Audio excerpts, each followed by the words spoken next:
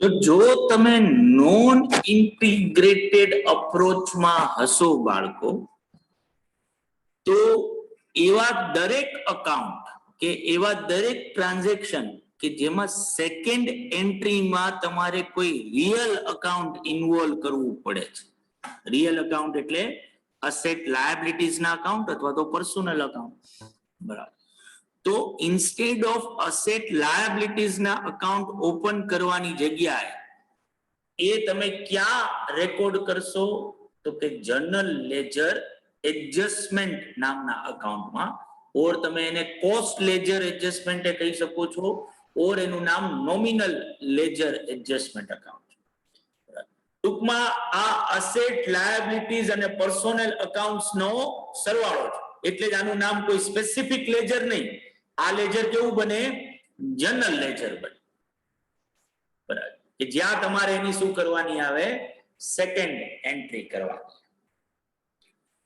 પણ જો તમે ઇન્ટિગ્રેટેડ અપ્રોચ થી કોસ્ટ બુક બનાવવા માંગતા હો, તો અહીંયા આપણો ઓબ્જેક્ટ છે કે ખાલી કોસ્ટ રિલેટેડ ડેટા જ મને બુક્સમાંથી ન મળે. મારે જો બેંક બેલેન્સ જોતી હોય તો બેંક બેલેન્સ મળે, ડેટરની બેલેન્સ જોતી હોય તો ડેટરની બેલેન્સ મળે, ક્રેડિટર્સની બેલેન્સ જોતી હોય તો ક્રેડિટરની બેલેન્સ મળે. તો ઇન્ટિગ્રેટેડ અપ્રોચમાં આપણે રિયલ અકાઉન્ટ્સ ઓપન કરીએ છીએ. તો હવે અહીંયા બેંક અકાઉન્ટ જે છે કે ડેટર્સ અકાઉન્ટ કે પછી ક્રેડિટર્સ અકાઉન્ટ ઇન્ટિગ્રેટેડ અપ્રોચના અંદર આવશે, જે નોન ઇન્ટિગ્રેટેડ અપ્રોચમાં તમારે ઓપન કરી શકશો નહીં. બધાને બાળકો clear? Yes, sir. Yes, sir. Yes, sir. Yes, sir. તો તમને કેમ ખબર પડે બાળકો કે તમારે જે ક્વેશ્ચન ગણવાનો છે એ નોન ઇન્ટિગ્રેટેડ અપ્રોચ થી ગણવાનો છે કે ઇન્ટિગ્રેટેડ અપ્રોચ થી ગણવાનો છે? તો કે તમને દરેક ક્વેશ્ચનમાં ઓપનિંગ ટ્રાયલ બેલેન્સ આપ્યું છે, દરેક ક્વેશ્ચનમાં. જેમ કે તમે આ ક્વેશ્ચન નંબર 1 જોશો, જો આ ઓપનિંગ ટ્રાયલ બેલેન્સ આપ્યું છે. હવે આ ઓપનિંગ ટ્રાયલ બેલેન્સમાં અમુક અકાઉન્ટ્સની બેલેન્સ આપી છે. તો તમે જ્યારે ટ્રાયલ બેલેન્સમાં જોશો તો તમને દેખાય કયું અકાઉન્ટ છે? General ledger. તો આના ઉપર શું ખબર પડે કે ફર્મ જે છે એ કયા અપ્રોચ ને ફોલો કરી રહી છે? Non integrated. આ જ રીતે ક્વેશ્ચન નંબર 2 જો આ શું છે? General ledger adjustment account. તો આ સેકન્ડ નંબરનો ક્વેશ્ચન ને શેના ઉપરનો છે? Non integrated approach. Question number 3 જો નોમિનલ લેજર કંટ્રોલ અકાઉન્ટ. તો ઓબ્વિયસલી આ પણ શું છે? Non integrated. પણ જ્યારે હું ક્વેશ્ચન નંબર 4 જોઉં છું ને, તો મને ટ્રાયલ બેલેન્સમાં જો હવે શું જોવા મળે છે?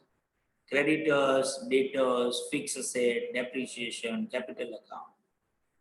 તો પછી આ ફર્મ ક્યાં અપ્રોચને ફોલો કરી રહી છે?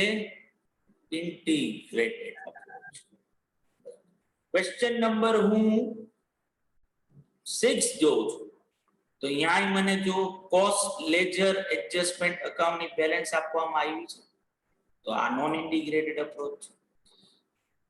પણ ક્વેશ્ચન નંબર હું 8 જોઉં છું, તો ત્યાં ડેટર્સ, creditors, bank, fix asset, provision four depreciation, share capital, આવા અકાઉન્ટની બેલેન્સીસ છે.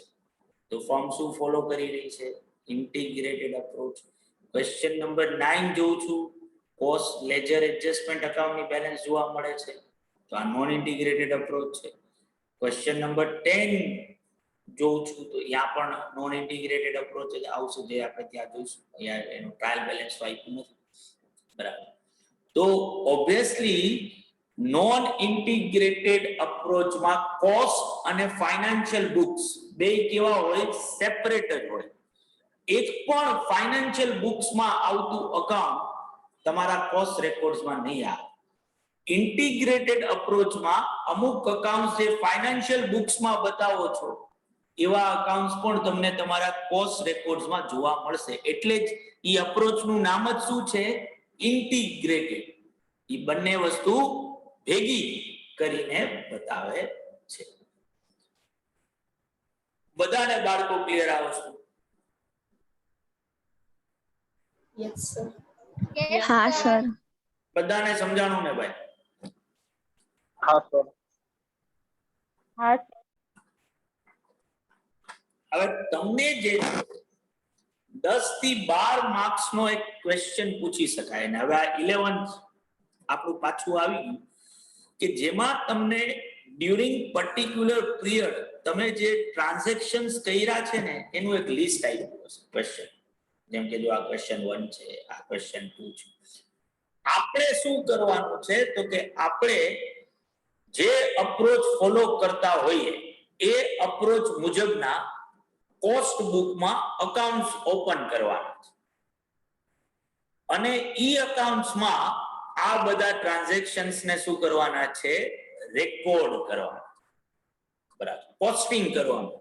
લેજર્સ આપણે જે બનાવ્યા હોય એટલે જ તમે જુઓ કે અહીંયા મેં તમને એનું લિસ્ટ આપેલું છે કે દરેક ક્વેશ્ચન વાઇઝ તમારે કેટલા લેજર બનાવવાના થશે, ક્યાં ક્યાં લેજર તમારે બનાવવાના છે.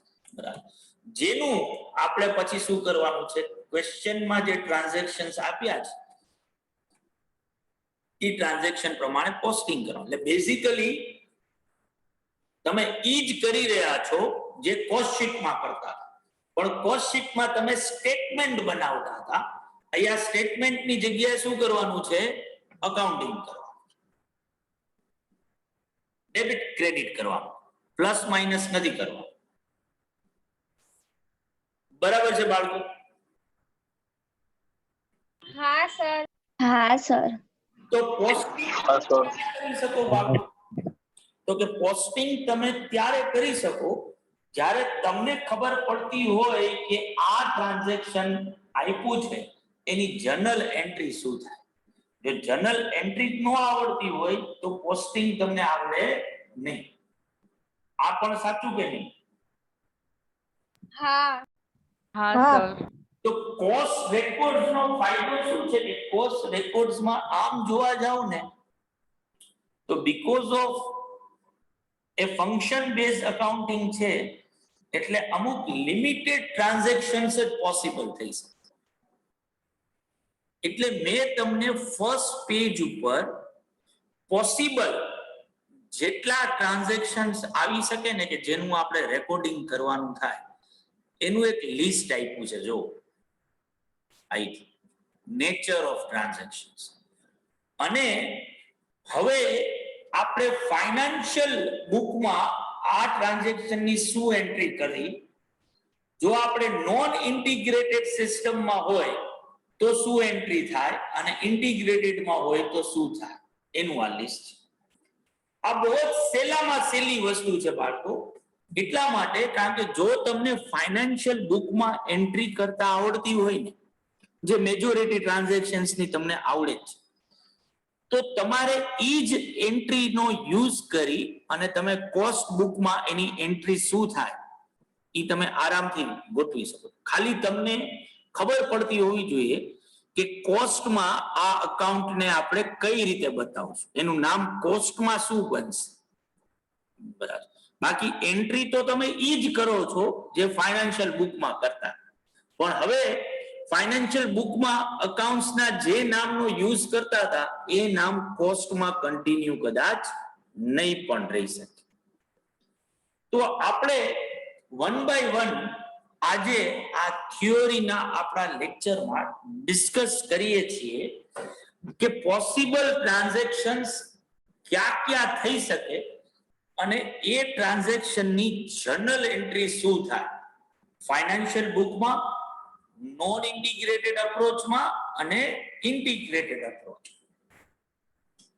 બરાબર છે બાળકો આ વસ્તુ? બરોબર સર.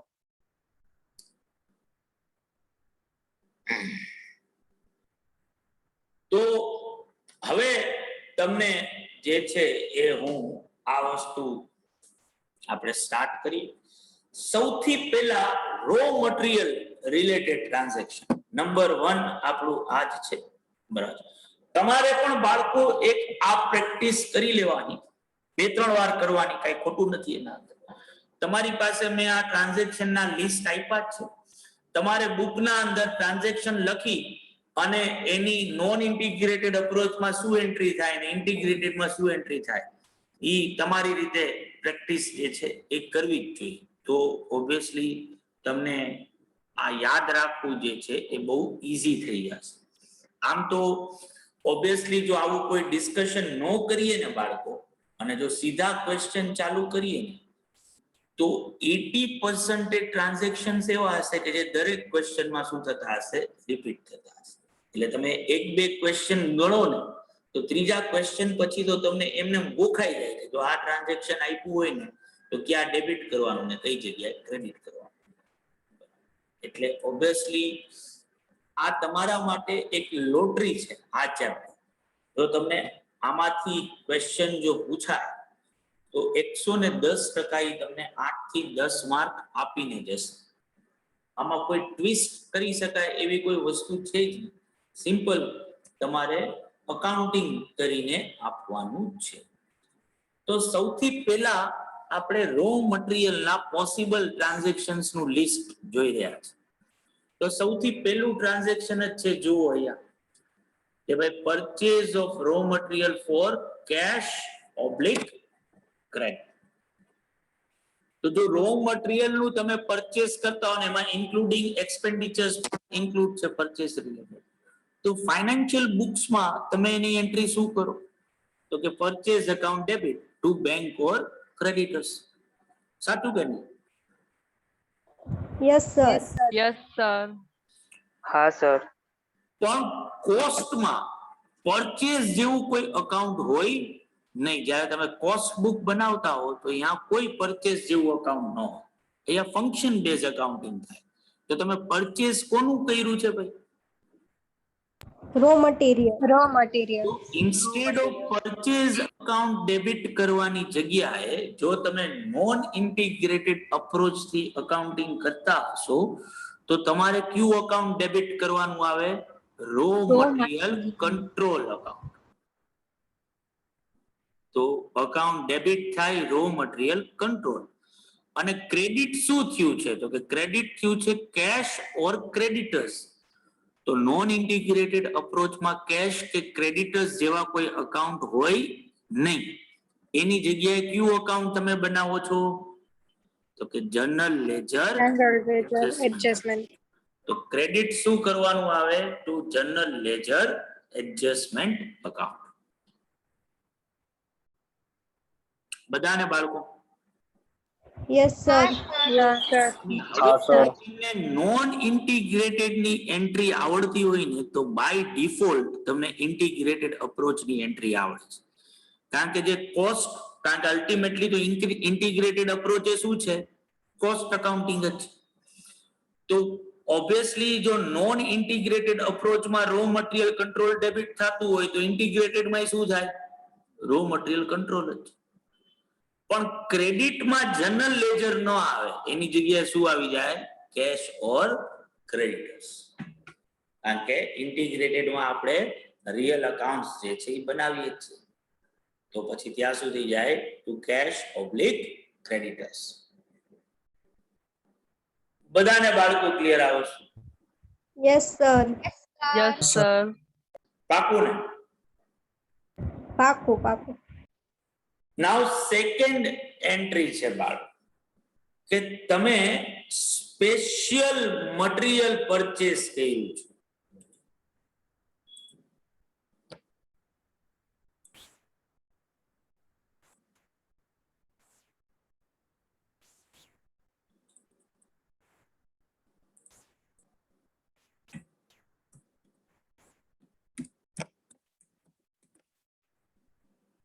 તો મટીરિયલ પરચેસ જે તમે ડાયરેક્ટલી ઇશ્યુ કરી દીધું ટુ પ્રોડક્શન. તો ફાઇનાન્શિયલ બુક્સમાં તમે શું કરો તો ફાઇનાન્શિયલ બુક્સમાં તમે મટીરીયલ નું શું કર્યું એનાથી ફાઇનાન્શિયલ બુક્સ ને કોઈ લેવા દેવા હોતા નથી. તમે મટીરીયલ પરચેસ કર્યું છે એટલે પરચેસ અકાઉન્ટ ડેબિટ થાય અને ટુ બેંક પબ્લિક શું આવે ક્રેડિટર્સ. પણ તમે જો નોન ઇન્ટિગ્રેટેડ માં હો ને, તમે જો કોસ્ટ અકાઉન્ટિંગ ની વાત કરતા હો તો કોસ્ટ અકાઉન્ટમાં કોઈ પરચેસ જેવું કોઈ અકાઉન્ટ હોય તો કે ઓબ્વિયસલી નો. બરાબર. તમારે પરચેસ ની જગ્યાએ કયું અકાઉન્ટ લેવું પડે તો કે તમે રો મટીરીયલ પરચેસ કર્યું છે એટલે row material control account debit થાય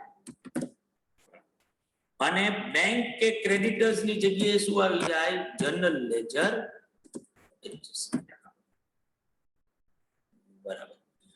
પણ પછી તમે આ રો મટીરીયલ જે છે ગોડાઉનમાં રાખી મૂક્યું કે તમે પ્રોડક્શન પર્પઝ માટે વાપરી નાખ્યું તો કે તમે પ્રોડક્શન માં વાપરી નાખ્યું.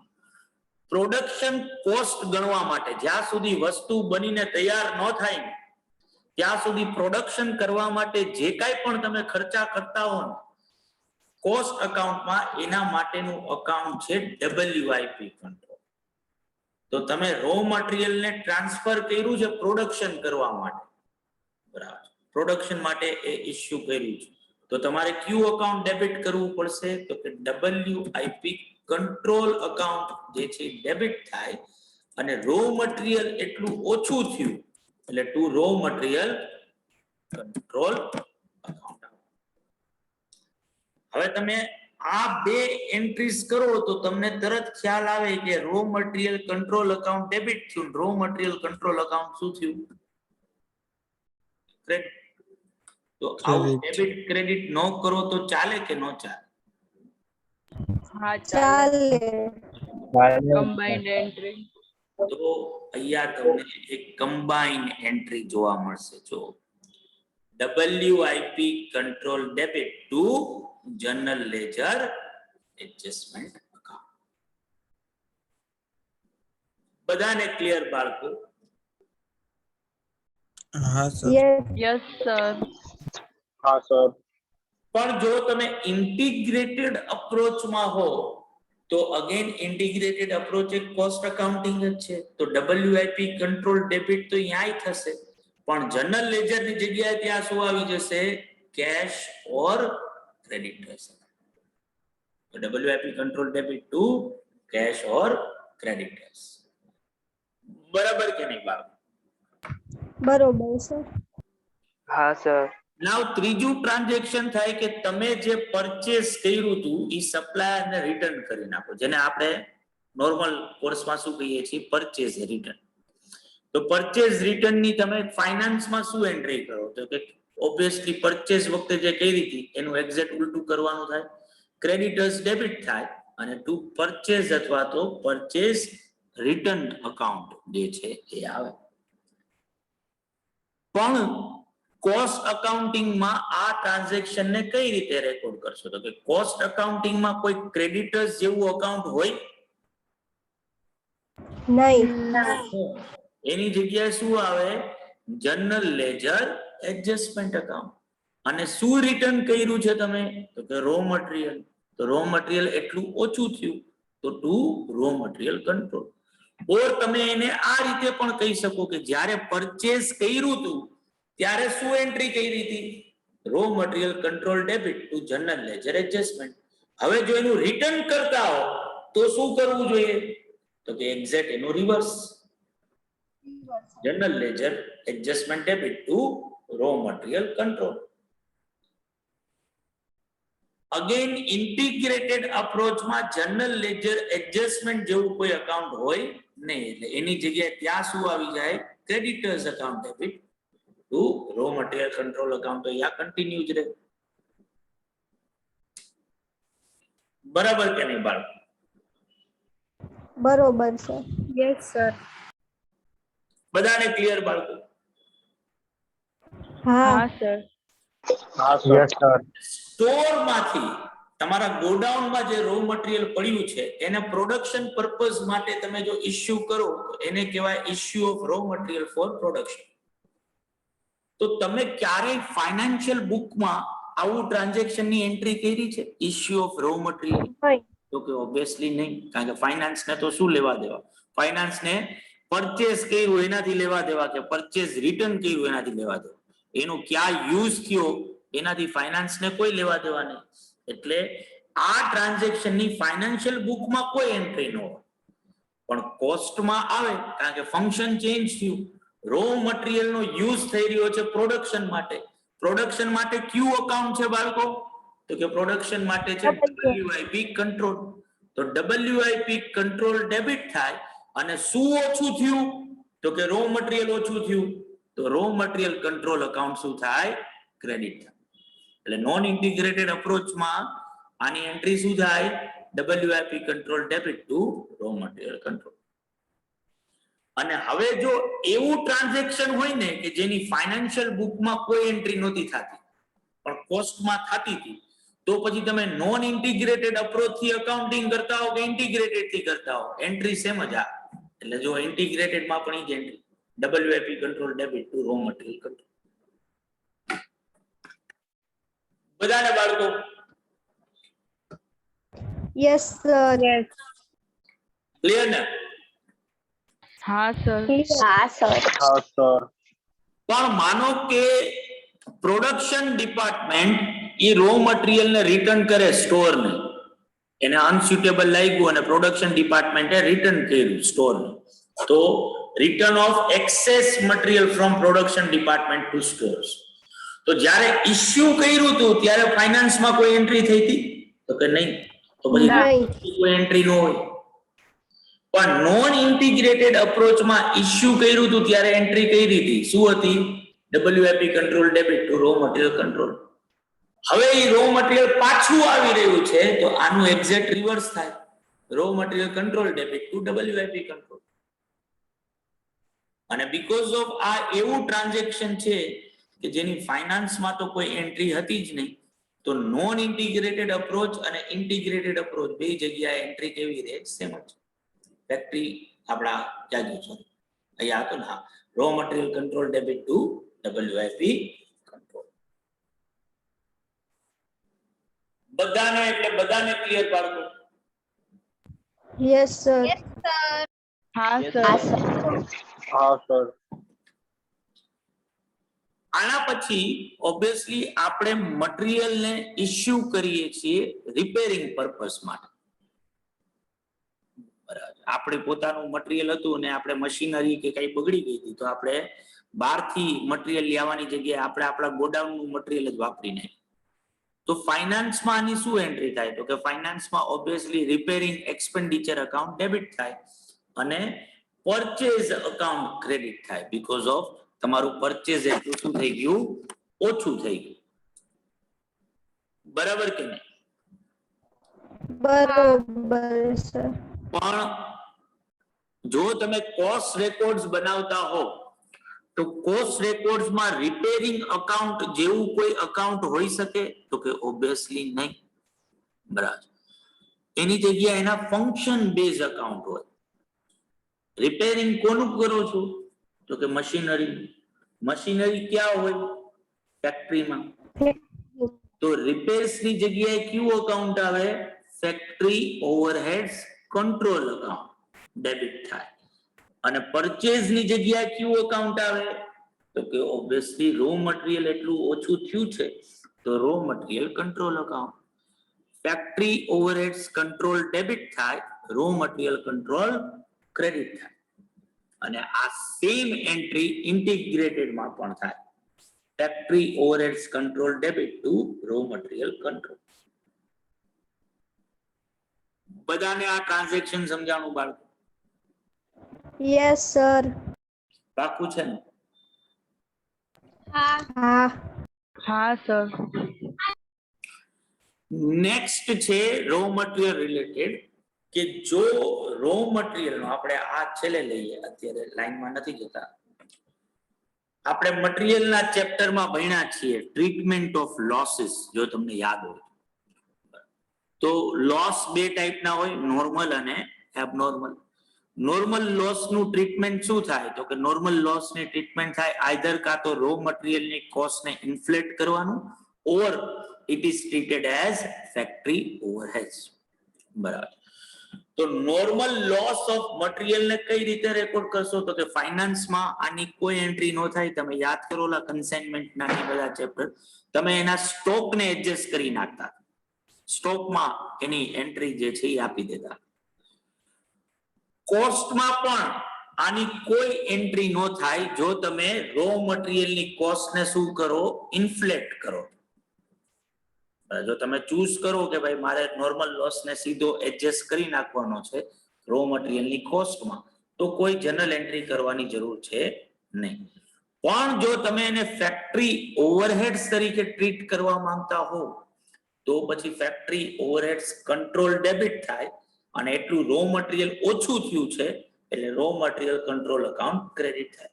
અને આ સેમ કન્સેપ્ટ લાગુ પડે મારા ઇન્ટિગ્રેટેડ અપ્રોચમાં, કે જો રો મટીરિયલ કોસ્ટ ને ઇન્ફ્લેટ કરતો હોઉં તો કોઈ એન્ટ્રી કરવાની જરૂર છે નહીં. પણ જો એને ફેક્ટરી ઓવરહેડ્સ તરીકે ટ્રીટ કરવા માંગતો હો તો factory overheads control debit to row material control આવે. બધાને બાળકો આ ટ્રાન્ઝેક્શન પણ સમજાવો. Yes, sir sir. એકવાર રિપીટ કરી દો. હા, sir. જો રો મટીરિયલ નો લોસ જો થતો હોય તો એના માટે જે પેલું ચેપ્ટર આપણે ભણ્યા હતા રો મટીરિયલ કોસ્ટિંગ, ઈ મને આવડતું હોવું જોઈએ. જ્યાં આપણે ટ્રીટમેન્ટ ઓફ લોસીસ નામની થિયરી સમજ્યા કે ભાઈ મટીરિયલના લોસ બે ટાઈપના હોય, નોર્મલ લોસ, એબનોર્મલ લોસ. જો નોર્મલ લોસ હોય તો એને કોસ્ટમાં કઈ રીતે રેકોર્ડ કરવું ને અહીંયા લખ્યું હતું આપણે કે આઈધર કાં તો રો મટીરિયલની કોસ્ટને ઇન્ફ્લેટ કરવાની, બરાબર, એટલે કે ભાઈ 1000 રૂપિયા 100 કેજી માટે ખર્ચો કર્યો છે અને 10 કિલોનો મારે નોર્મલ લોસ થયો છે, તો 1000 રૂપિયાને 100 કેજી થી ડિવાઈડ નહીં કરવાના, 90 કેજી થી ડિવાઈડ કરવાના, એટલે આપોઆપ 10 ની જગ્યાએ મારી કોસ્ટ કેવી થઈ જાય? 11.11 રૂપિયાની થઈ જાય. Or it is treated as factory overheads. તો આ સેમ વસ્તુ આપણે અકાઉન્ટિંગમાં હવે અપ્લાય કરવાની છે. જો નોર્મલ લોસ હોય મારી પાસે, તો normal loss non integrated approach હોય કે ઇન્ટિગ્રેટેડ અપ્રોચ, જો હું મારા રો મટીરિયલની કોસ્ટને ઇન્ફ્લેટ કરતો હોઉં, બરાબર, ઈ મારા રો મટીરિયલની કોસ્ટમાં ઈ લોસને એડજસ્ટ કરી નાખતો હોઉં, તો આની કોઈ એન્ટ્રી કરવાની આવે નહીં. પણ જો હું એને ફેક્ટરી ઓવરહેડ્સ તરીકે ટ્રીટ કરવાની વાત કરું તો એની જનરલ એન્ટ્રી કરવી પડે. Factory overheads control account debit થાય, અને એટલું રો મટીરિયલ ઓછું થયું છે એટલે મારે રો મટીરિયલ કંટ્રોલ એટલા રૂપિયાથી ક્રેડિટ કરવાનું આવે. Yes sir, done. પણ જો એબનોર્મલ લોસ હોય તો શું થાય? તો કે એબનોર્મલ લોસ હોય તો ફાઇનાન્સમાં યાદ કરો તમે કરતા હતા કે ભાઈ ગુડ્સ લોસ અકાઉન્ટ ડેબિટ, બરાબર, અથવા તો abnormal loss account debit to goods loss by fire કી અકાઉન્ટ ક્રેડિટ કરતા હતા, ને goods loss by fire account છેલ્લે ક્લોઝ થઈને ટ્રેડિંગમાં જતું. તો પેલી એન્ટ્રી તો એ થાય કે abnormal loss account debit to trading account, એ લોસને રેકોગ્નાઇઝ કરવા માટેની. અને પછી જો ઈ લોસનો કોઈ ઇન્સ્યોરન્સ ક્લેમ કે મળવાનો હોય તો અલગ વસ્તુ છે. બાકી પૂરેપૂરો જે એબનોર્મલ લોસ છે એ તમારે પીએનએલ માં લઈ જાઓ તો પીએનએલ અકાઉન્ટ ડેબિટ થાય ટુ એબનોર્મલ લોસ આવે. પણ જો સામે ઇન્સ્યોરન્સ ક્લેમ મળતો હોય તો જેટલા રૂપિયા ઇન્સ્યોરન્સ માંથી મળવાના છે એના માટે ઇન્સ્યોરન્સ કંપની અકાઉન્ટ અથવા તો ક્લેમ રિસીવેબલ અકાઉન્ટ કે બેંક અકાઉન્ટ ડેબિટ કરી શકો તમે. પીએનએલ અકાઉન્ટ ડેબિટ થાય બાકીના બેલેન્સિંગ લોસ થી ટુ એબનોર્મલ લોસ અકાઉન્ટ આવે. એટલે આ બે જનરલ એન્ટ્રી ફાઇનાન્સમાં થાય. સાચું છે બાળકો આ વસ્તુ? Yes, sir. હા, sir.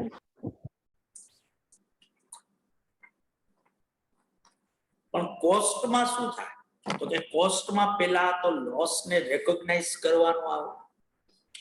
તો એબનોર્મલ લોસ અકાઉન્ટ ડેબિટ થાય ને શેનો લોસ થયો છે? Raw material. Raw material. Control account credit થાય. બરાબર.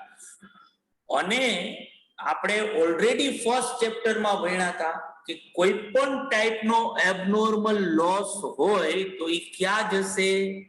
કોસ્ટિંગ. Costing P&L. તો એબનોર્મલ લોસ નું અકાઉન્ટ ક્લોઝ કરીને ક્યાં લઈ જવાનું? કોસ્ટિંગ P&L માં. તો costing P&L debit to abnormal loss. જો તમે નોન ઇન્ટિગ્રેટેડ અપ્રોચમાં હશો તો ઇન્સ્યોરન્સ ક્લેમ આપણે રેકોર્ડ કરતા નથી. બરાબર. ઇન્ટિગ્રેટેડ અપ્રોચમાં ઇન્સ્યોરન્સ ક્લેમ આવશે એટલે પેલી એન્ટ્રી તો ત્યાં કોમન રહેશે, રેકોગ્નિશન કરવાની, abnormal loss debit to row material control. પણ ઇન્સ્યોરન્સ ક્લેમ કે કઈ મળતો હોય તો બેંક કે ક્લેમ રિસીવેબલ ડેબિટ થશે. Costing P&L account balance amount થી ડેબિટ થશે ટુ એબનોર્મલ લોસ અકાઉન્ટ. બરાબર છે બાળકો? બરોબર સર. હા સર બરોબર છે. હવે વાત આવે કે જે એક વચ્ચે ટ્રાન્ઝેક્શન આપણે મૂકી દીધું છે કે આપણે રો મટીરિયલ નું ટ્રાન્સફર કરીએ છીએ એક જોબ માંથી બીજા જોબમાં અથવા તો એક ડિપાર્ટમેન્ટમાંથી બીજા ડિપાર્ટમેન્ટ. તો આને ઇન્ટર જોબ અથવા તો ઇન્ટર ડિપાર્ટમેન્ટ ટ્રાન્સફર કહેવાય. આવા ટ્રાન્સફરની એન્ટ્રી ફાઇનાન્શિયલ બુકમાં તો કઈ થાય નહીં કે ભાઈ એક જોબમાંથી બીજા જોબમાં ગુડ્સ ગયું કે એક ડિપાર્ટમેન્ટમાંથી બીજા ડિપાર્ટમેન્ટમાં રો મટીરિયલ ટ્રાન્સફર. કારણ કે જ્યારે ઓરિજિનલી ઇસ્યુ કર્યું હતું ને રો મટીરિયલ પ્રોડક્શન પ્રોસેસ માટે ત્યારે કોઈ એન્ટ્રી નહોતી થઈ, તો પછી ઇન્ટર જોબ ટ્રાન્સફર માટેની કોઈ એન્ટ્રી હોય નહીં. કોસ્ટમાં પણ આની કોઈ એન્ટ્રી ન થાય, આ ટ્રાન્સફરની કોઈ એન્ટ્રી ન થાય. શું કામ ન થાય? કારણ કે ઓલરેડી રો મટીરિયલ જ્યારે ફર્સ્ટ ટાઈમ ઇસ્યુ કર્યું હતું ત્યારે મેં રેકોર્ડ કરી જ લીધું. હવે ઈ જોબ 25 ની જગ્યાએ જોબ 27 માં યુઝ થઈ રહ્યું છે કે ડિપાર્ટમેન્ટ એ ની જગ્યાએ ડિપાર્ટમેન્ટ બી માં યુઝ થઈ રહ્યું છે. તો રિસ્પેક્ટિવ જોબ્સ કે રિસ્પેક્ટિવ ડિપાર્ટમેન્ટ્સ ડેબિટ ક્રેડિટ થાય. એટલે જો જોબ 25 ની જગ્યાએ જોબ 27 માં જ ગયું હોય તો જોબ 27 ડેબિટ થાય અને જોબ 25 ક્રેડિટ થાય. કે ડિપાર્ટમેન્ટ એ માંથી ડિપાર્ટમેન્ટ બી માં ટ્રાન્સફર કર્યું તો ડિપાર્ટમેન્ટ બી ડેબિટ થાય, ડિપાર્ટમેન્ટ એ ક્રેડિટ થાય. રો મટીરિયલ ના અકાઉન્ટ ને એનાથી કોઈ લેવા દેવા થાય નહીં. બરાબર. એટલે ઇન્ટર જોબ ટ્રાન્સફર કે ઇન્ટર ડિપાર્ટમેન્ટ ટ્રાન્સફર ને આપણે ક્યાંય કોસ્ટ બુકમાં રેકોર્ડ કરતા નથી.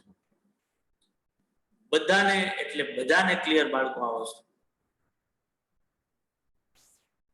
Yes sir. હા સર.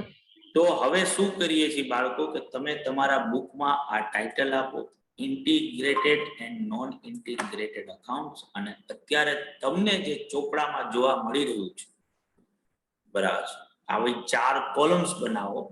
બરાબર. અને મટીરિયલ કોસ્ટના આ જેટલા ટ્રાન્ઝેક્શન્સ છે ને એ એકવાર તમે પછી પાછળથી તમે લખો, કેટલી વાર લખો છો એ તમારા ઉપર છે. મેં તમને કીધું કે મિનિમમ 2-3 વાર તો પ્રેક્ટિસ કરવી જોઈએ, પણ આપણે એક વાર તો લખીએ છીએ જેથી કરીને તમે જો લખેલું હશે તો થોડીક એની લોંગ લાસ્ટિંગ મેમરી જે છે એ રહેશે. તો 1 by 1 ટ્રાન્ઝેક્શન્સ લખો આ રીતે. આ મટીરિયલ નું પાર્ટ પૂરો થાય એટલે કયો, એટલે આપણે સેકન્ડ એલિમેન્ટ ઉપર જઈએ જે છે લેબર કોસ્ટ. અહીંથી હું રાખું છું. બરાબર. થાય તો ટ્રાય કરજો અત્યારે જો તમે સમજાવો પ્રોપરલી તો કે આ ટ્રાન્ઝેક્શન લખ્યા પછી આ સાઈડ ને બ્લેન્ક રાખવાની, મટીરિયલ વાળી આપણે આ જે ફાઇનાન્શિયલ નોન ઇન્ટિગ્રેટેડ એમને એમ પહેલા એકવાર મનમાં વિચારવાનું કે આની એન્ટ્રી હું શું કરું, ફાઇનાન્શિયલ બુકમાં, નોન ઇન્ટિગ્રેટેડ બુકમાં, ઇન્ટિગ્રેટેડ બુકમાં. અને પછી જોવાનું કે તમે જે મનમાં વિચાર્યું હતું એ પ્રમાણે જે આ એન્ટ્રી લખેલી છે કે શું છે. તો થોડીક આપણો આમ ટાઈમ જશે પણ કાંઈ વાંધો નહીં, આપણે આના માટે જ મળીએ છીએ. તમે લોકો પ્રોપરલી આ બધી વસ્તુઓને કરી શકો. તો આ થઈ જાય એટલે મને કહેજો, એટલે આગળ વધશું. બરાબર છે બાળકો? Yes, sir. બરોબર sir.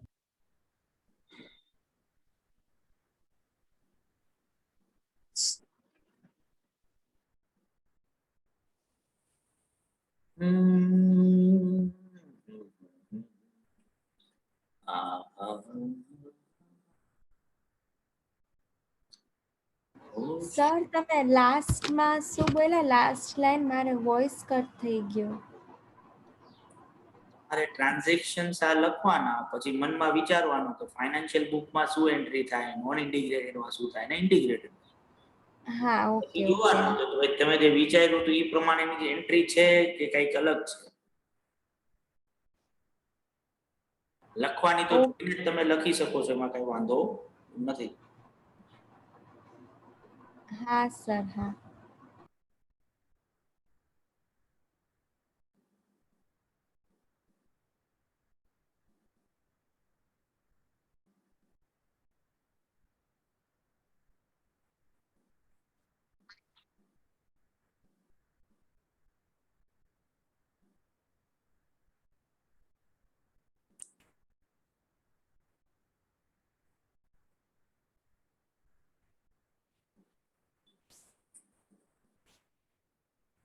આમાં 2 જ મિનિટ બાકી છે બાળકો, તો હું આને સ્ટોપ કરી નવી લોન્ચ કરી નાખું જેથી કરીને પછી વાંધો ન આવે.